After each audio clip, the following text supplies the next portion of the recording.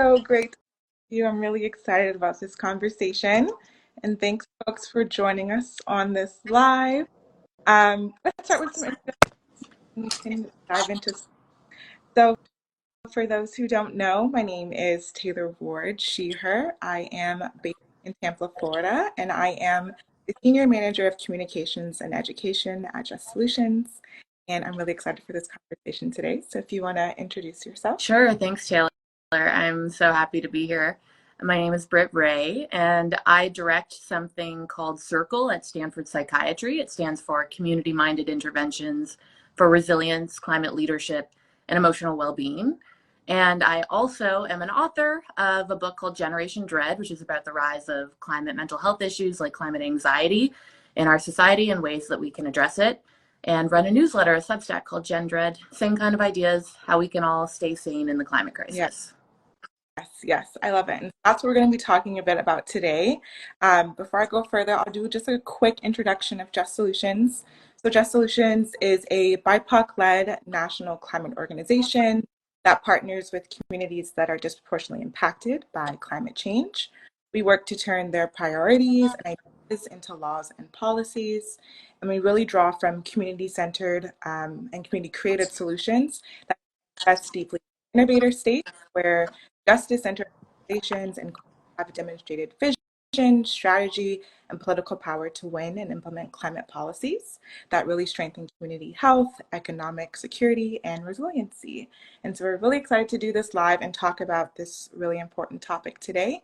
And throughout the live, for those who are joining us live, feel free to add questions and we can answer them towards the end of our conversation.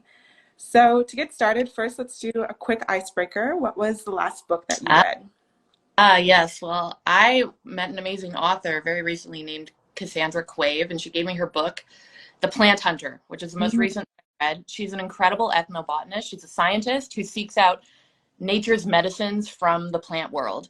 And she's specifically out there scavenging our wild spaces in order to find the next medicine to solve the crisis in antibiotic-resistant bacteria, which is a huge crisis that we don't talk enough about. It means we're not going to be able to do all kinds of surgeries and important life-saving functions, and that deaths will rise if we don't solve this quickly. So she's out there doing it with nature, and it's a really good book.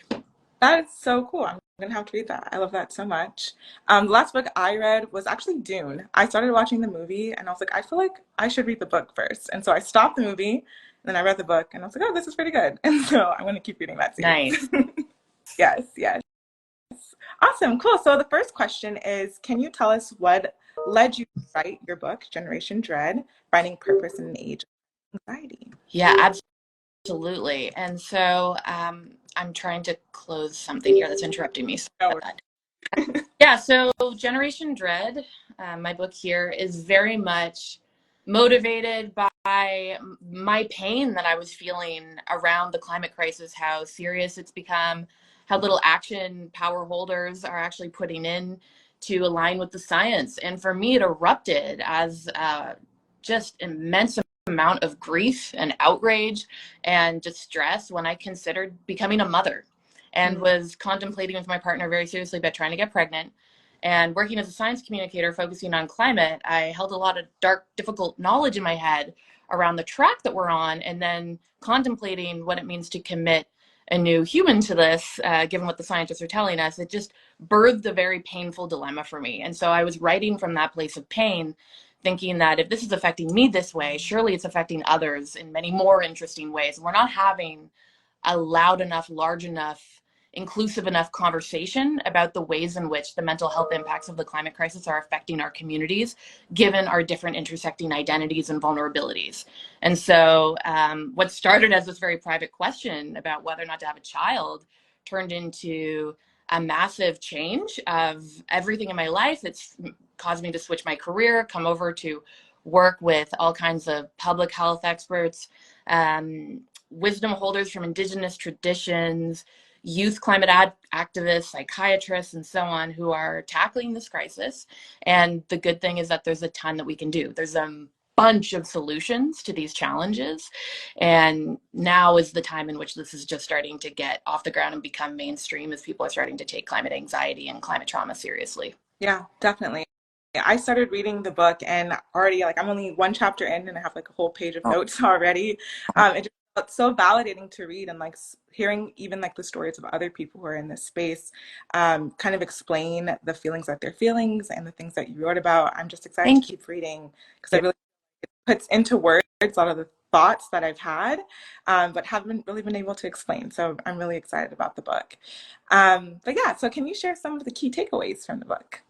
Sure. Well, if you watching this, anyone out there has ever felt distressed about the climate crisis, ever felt anxious, ever felt a lot of grief for what's being lost or anticipating future losses, this is not a mental disorder, right? You are not mentally ill for having these kinds of disturbances.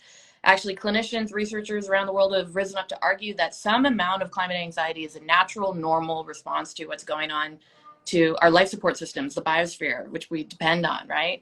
It's under a serious threat. And if we have a high degree of environmental identity, meaning that we feel connection to the more than human world, the non-human world, and we understand how much danger it's in, then we're going to feel pain too, right? This is only a natural response of our connection and also our love for all that's in harm's way. So we can flip it and think about climate distress as climate compassion. And understand that we only grieve for what we love, and that anxiety is adaptive when it points out things that we ought to mobilize some resources around protecting. So in that way, it can be adaptive and it can be something that we're proud of. It's a badge of our humanity and our care.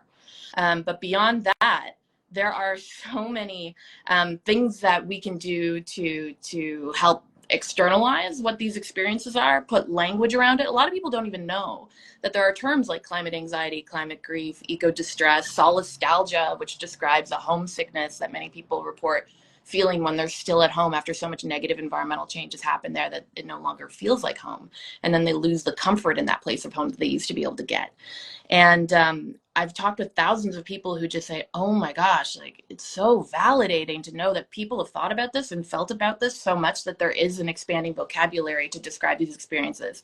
And it's really when we sit alone in the feelings that we feel deviant, that we feel isolated, that we feel battered by all this. But once we can get that off our shoulders, the weight of the world is not on our shoulders alone. Look at how shared this type of care is through the distress. By talking about it, by using these terms, then it becomes so much easier to deal with, and we can start to move through it and harness it in ways that are meaningful and purposeful, maybe even joyful, hopefully, right? That's totally possible too. So I'd say one of the big takeaways of the book is that community saves in all instances of existential threat.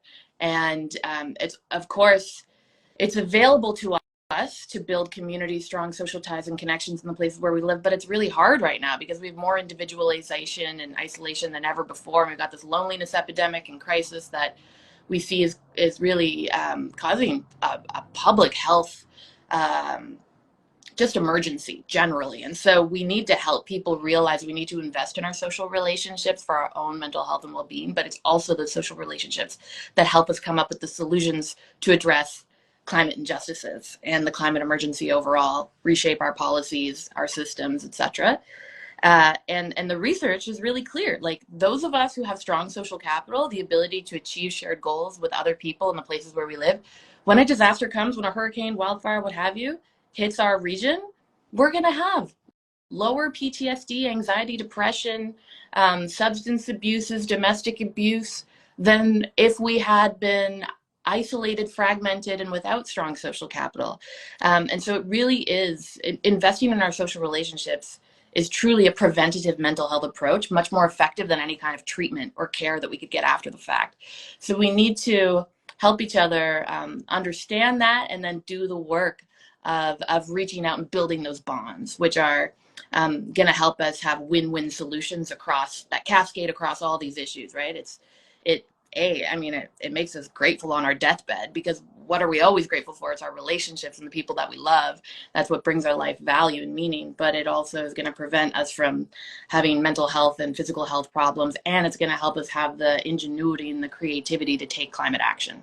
Definitely, definitely. Definitely. I love that. And I think that's a lot about what we think about at Just Solutions is how are we building those communities and how are we learning from each other's communities and the ways that people are addressing the problems that they're seeing in their contexts, in their areas. And then how do we connect and build those relationships and really foster those spaces so that people don't feel alone and like they're tackling these issues by themselves.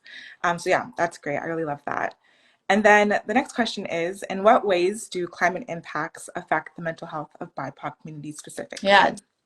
it's a great question. There's a lot to say, because of the history of racist policies in places like the US and Canada. We see that many BIPOC communities are positioned regionally in some of the most climate vulnerable areas. And of course, we know climate injustice. The main argument here is that those from communities that had the least to do with living in high intensive carbon lifestyles that are warming the atmosphere are often the first in the line of its threat and being hit hardest. And that's what we see, right? So when there are BIPOC communities experiencing more hurricanes, wildfires, air pollution specifically, being next to places that burn a lot of fossil fuels and then pollute the air, which has all kinds of mental health associations that are negative. Of course, then you get also the chronic stressors that we see: post-traumatic stress disorder, anxiety, depression, um, because there are more disasters on the doorsteps of those regions where BIPOC communities compared to white counterparts are often clustered because of this history of racist policymaking and redlining and things like that. And so when we also look at climate anxiety data, so this is more so not necessarily attributing the mental stress to a disaster, but can be climate thoughts and feelings more generally, this kind of chronic sense of insecurity that many of us feel now because we understand what's going on with the climate crisis. That data too shows that communities of color and communities across the global south are often more impacted. So for instance, one survey that my colleagues and I did of 10,000 16 to 25-year-olds around the world, we were looking India, Nigeria, the Philippines, but also the US, Finland, Australia, UK, France, like wide swath of diversity.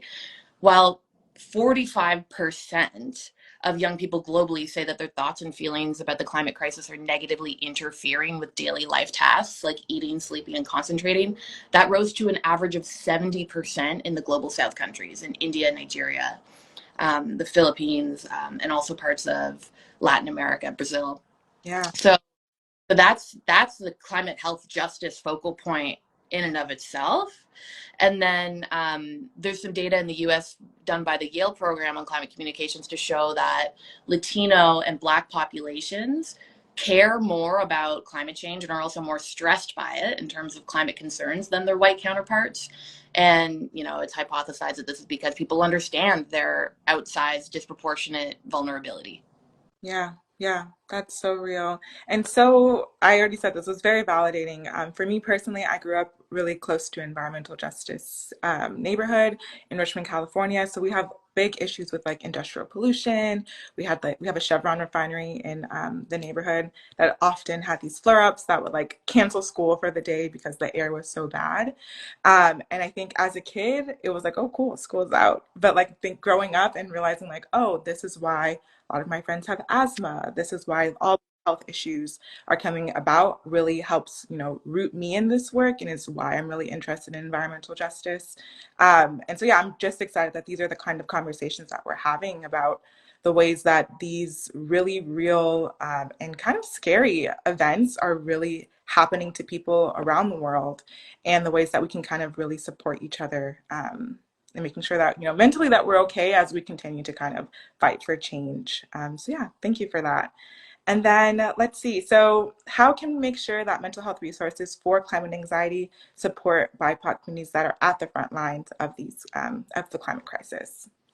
I think by having BIPOC communities lead them, right? By making sure that it's co-design, co-creation methods that are being used as we come up with interventions to help support people. This can't be, researchers like me in medical schools like mine coming up with solutions for communities far away that we're not a part of in absence from the real social relationships and lived experiences of the people who these things are meant to protect and serve and honor. And so it's about real partnership, like genuine, authentic, deep partnership and trust building and relationship building, and also following the wisdom that is held in in communities on the front lines who know the most about what it means to live joyfully and get through existential times and threats, because this is not the first existential threat, and it's been going on for a long time. It's just that this is the first existential threat for some of us who've been privileged enough to not feel chronically insecure before,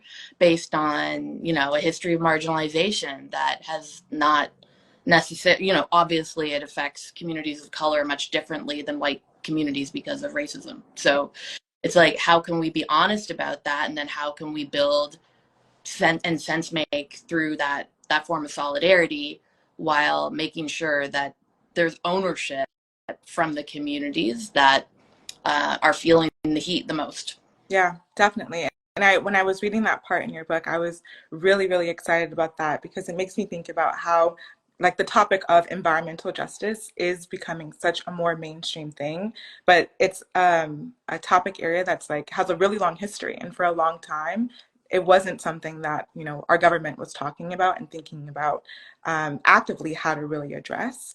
And so remembering that, you know, this conversation is really rooted in communities who have been doing this work for a long time, who have solutions already in mind and know how to do it, and really thinking about the ways that we elevate those solutions, I think is so important to making sure that we have a successful outcome from all the work that people are putting in. Yeah. Yeah. Yeah. Thank you so much for engaging with the book like this. I really appreciate it. And it seems like you guys are doing amazing work. So I really congratulate you. Oh, thank you so much. Well, the last question is, how can people learn more about climate mental health and some of the resources that you work on? Yes. Thank you. So we have a newsletter. It's free. It's gendread.substack.com. There we share resources, tips, insights, interviews with experts and people from on the ground and communities who are coming up with solutions, who have the wisdom, exactly as we're saying. And then there's the book, Generation Dread, and all of this can be found pretty easily online just by Googling it, or Britt Wray. Yeah, definitely. Awesome. Well, thank you so much for this conversation. I really enjoyed it. I'm so excited to continue to see all the great work that you're doing, and hopefully stay in touch and stay connected. And thank you all for joining us on this live. This was really great. Thanks for tuning in. This will live on our Instagram, so if you want to come back to it and visit it and rewatch, please do. And you can find more about Just Solutions at justsolutionscollective.org. And we're on basically every social media platform, so just search us up and you'll find us. And yeah, I hope you all have a wonderful rest of your day. And thank you, Dr. Wray, for your time and your energy. Thank you so much, Taylor. Thanks for having me.